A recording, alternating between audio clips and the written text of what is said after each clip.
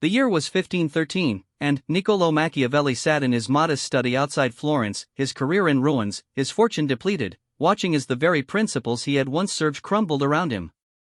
The Medici family had returned to power, and, with them came a new order that had no place for a former secretary of the Florentine Republic. As he penned what would become The Prince, Machiavelli was not merely theorizing about power, he was living the consequences of its absence. In the flickering candlelight of that cramped room, surrounded by the remnants of his former influence, Machiavelli discovered a truth that would echo through centuries: financial weakness poses a far greater threat to human security and dignity than moral corruption ever could. This insight, born from personal devastation and political upheaval, would challenge everything Renaissance society believed about virtue, evil, and the nature of power itself. The irony was not lost on him. Here was a man who had once counseled princes on governance, who had negotiated with kings and commanded respect across Italian courts, now reduced to scratching out philosophical treatises while worrying about his next meal. The experience taught him that in a world governed by material realities, moral purity without financial resources was nothing more than elaborate weakness dressed in noble clothing. Machiavelli's contemporaries lived in a world where the church preached that poverty was a virtue, where suffering was considered ennobling, and where the accumulation of wealth was often viewed with suspicion. Yet around him, he witnessed a different reality playing out with brutal consistency. The Medici family had not reclaimed Florence through superior virtue or divine favor, they had done so through superior financial resources, strategic alliances, and the ability to reward loyalty while punishing opposition. Consider the fate of Girolamo Savonarola, the Dominican friar who had briefly ruled Florence with his fiery sermons about moral purity and the evils of wealth. Savonarola had possessed unquestionable moral authority, had commanded the devotion of thousands, and had genuinely sought to create a more virtuous society. Yet when the political winds shifted and his enemies gathered their resources, all his righteousness could not save him from execution. His moral superiority had proven powerless against organized opposition backed by substantial financial means. This observation became the foundation of Machiavelli's most controversial insight, that in the practical world of human affairs, financial weakness invariably leads to vulnerability, dependence, and, ultimately, subjugation. Evil, while morally reprehensible, often lacks the systematic power to destroy lives on the scale that financial instability can achieve. A corrupt person might cheat or steal, but a financially weak person becomes vulnerable to exploitation by everyone around them, both good and evil alike. The streets of Renaissance Italy provided daily evidence of this principle. Machiavelli could observe how honest merchants with insufficient capital were routinely crushed by competitors who employed questionable methods but possessed superior resources. He witnessed virtuous families losing their homes not because they had committed sins, but because they lacked the financial means to weather economic storms or political changes.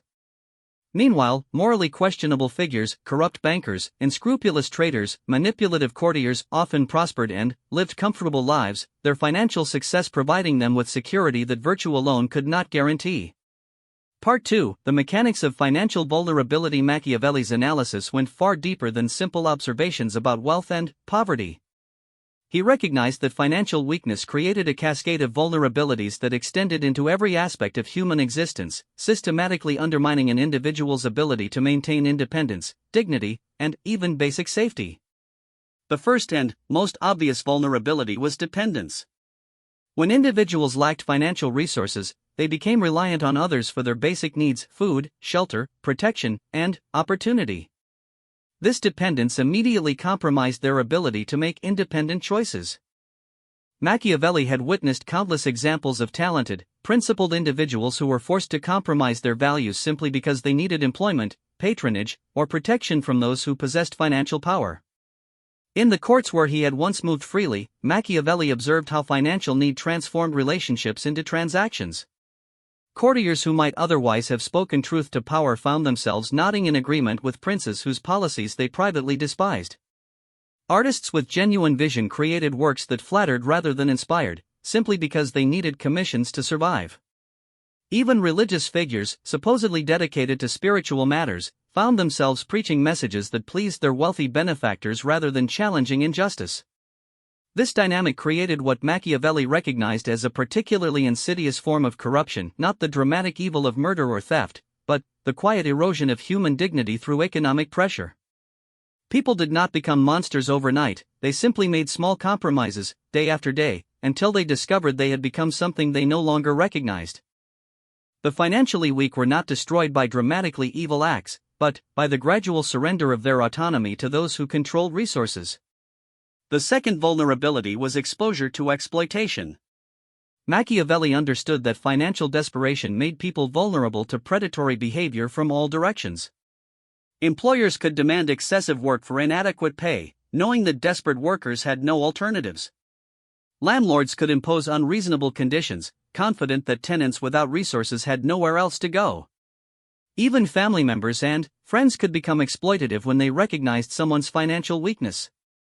More troubling still was how financial weakness attracted the attention of genuinely malicious individuals. Con artists, loan sharks, and various criminal elements specifically targeted those who were financially vulnerable, recognizing that desperation made people easier to manipulate and less likely to seek legal recourse.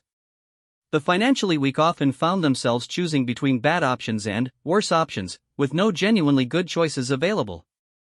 In Renaissance Italy, this dynamic was visible in the treatment of debt.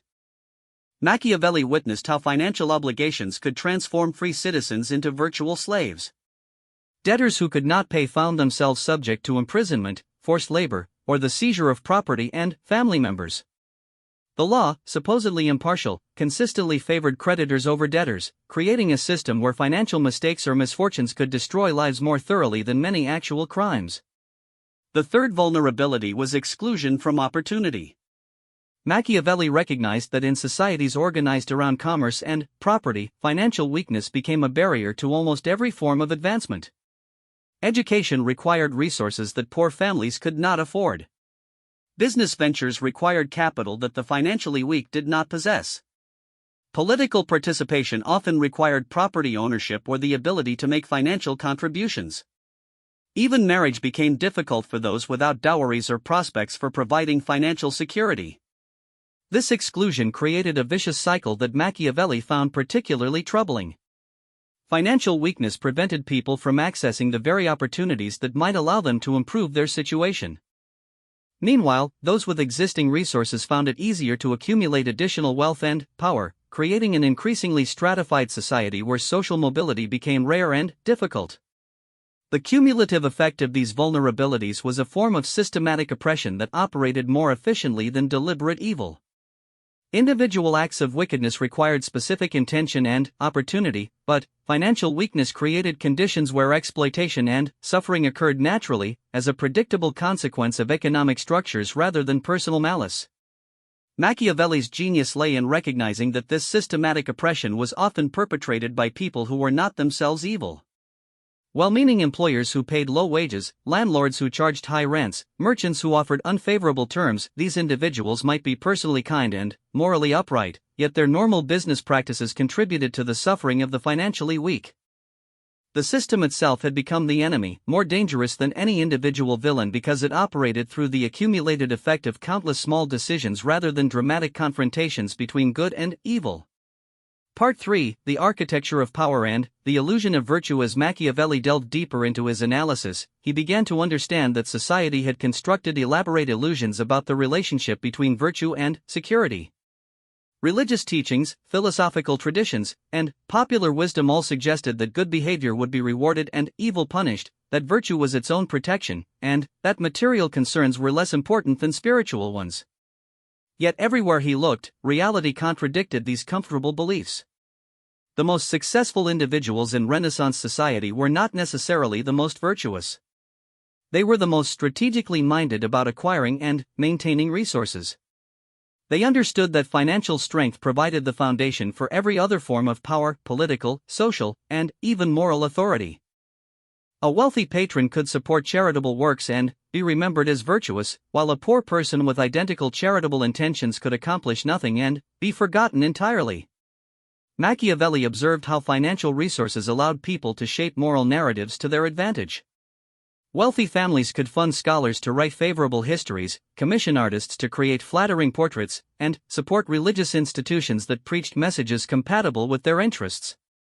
They could be generous with their surplus while maintaining their essential power, creating reputations for virtue that obscured the methods they had used to acquire their wealth. Meanwhile, financial weakness often forced people into situations where virtue became a luxury they could not afford. Parents might be forced to send children to work in dangerous conditions rather than school. Honest workers might need to accept employment with unscrupulous employers. Principled individuals might be compelled to remain silent about injustices they witnessed, knowing that speaking out could cost them their livelihoods. This dynamic revealed what Machiavelli considered the fundamental deception of his era, the idea that virtue and material security operated in separate spheres. In reality, he concluded, they were intimately connected. Financial strength provided the independence necessary for genuine virtue, while financial weakness made sustained virtue nearly impossible. The political implications of this insight were profound. Machiavelli had witnessed how financially weak states inevitably became dependent on stronger neighbors, how they were forced to compromise their sovereignty and values to secure necessary resources. He had seen the Republic of Florence, despite its democratic ideals and cultural achievements, repeatedly humiliated by powers that possessed superior financial and military resources. Individual lives followed similar patterns. Citizens who lacked financial independence could not effectively participate in governance, could not resist unjust policies, and could not protect themselves from arbitrary authority. Democracy itself became meaningless when most participants were too financially vulnerable to act on their convictions. Machiavelli's observations extended to the nature of evil itself.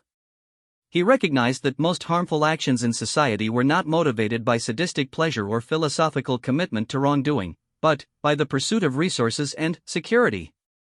People stole because they were desperate, cheated because they saw no other path to advancement, and betrayed others because they feared for their own survival.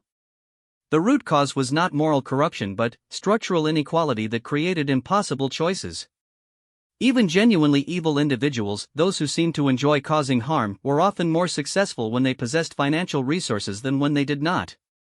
A wealthy psychopath could inflict far more damage than a poor one, could escape consequences through bribery or influence, and could attract followers through promises of reward.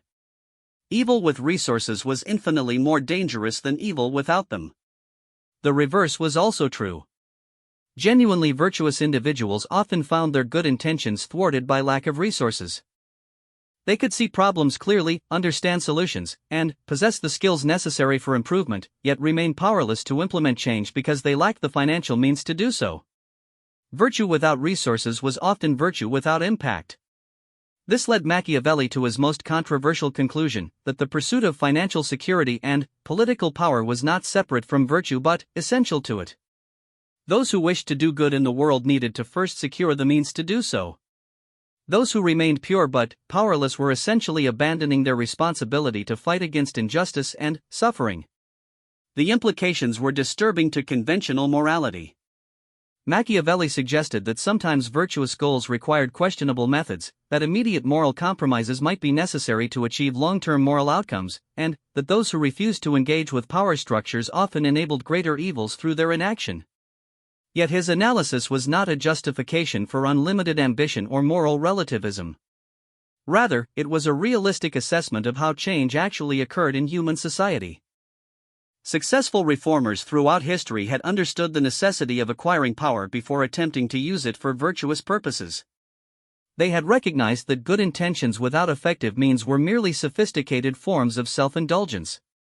Machiavelli's own experience provided the ultimate validation of his theory. As a government official with modest but sufficient resources, he had been able to influence policy, protect the vulnerable, and serve the public good. Once he lost his position and financial security, all his knowledge, experience, and good intentions became irrelevant. He could write brilliantly about governance but could not govern. He could understand solutions to political problems but could not implement them. His virtue had become abstract rather than practical. The truth he discovered in his forced retirement was that financial weakness had made him as powerless as if he had been locked in a prison cell. No external force was preventing him from acting on his convictions except the simple fact that action required resources he no longer possessed. The bars of his cage were invisible but absolute, constructed not from iron but from economic necessity. This recognition transformed his understanding of human society. The greatest threats to human flourishing were not dramatic confrontations between good and evil, but systematic structures that created and maintained financial inequality. These structures operated quietly and efficiently, destroying lives through normal economic processes rather than spectacular crimes. They turned virtue into weakness and made evil profitable, creating incentives that gradually corrupted even well-intentioned individuals. Machiavelli's dark insight was that in a world organized around financial power, moral purity without economic strength was not just ineffective, it was often counterproductive. It created the illusion that virtue alone was sufficient while allowing systematic injustices to continue unchallenged. Those who remained pure but poor were not preserving virtue, they were abandoning their responsibility to fight for a better world. The solution was not to abandon virtue but to understand that effective virtue required strategic thinking about power and resources. Good people needed to become effective people, which meant engaging with financial and political realities rather than retreating into moral abstractions. The choice was not between virtue and power, but between effective virtue and ineffective virtue. In his cramped study, as he completed his analysis of power and weakness, Machiavelli understood that he had uncovered a truth that would challenge every comfortable assumption about morality and society. Financial weakness threatened human dignity and security more thoroughly than evil ever could, because it operated systematically rather than sporadically, affected millions rather than individuals, and corrupted gradually rather than dramatically. The implications extended far beyond his own era. Any society that failed to address systematic financial inequality would inevitably create conditions where virtue became impossible for most citizens, where evil became profitable for some, and where the highest human aspirations remained unrealized despite the best intentions of countless good people.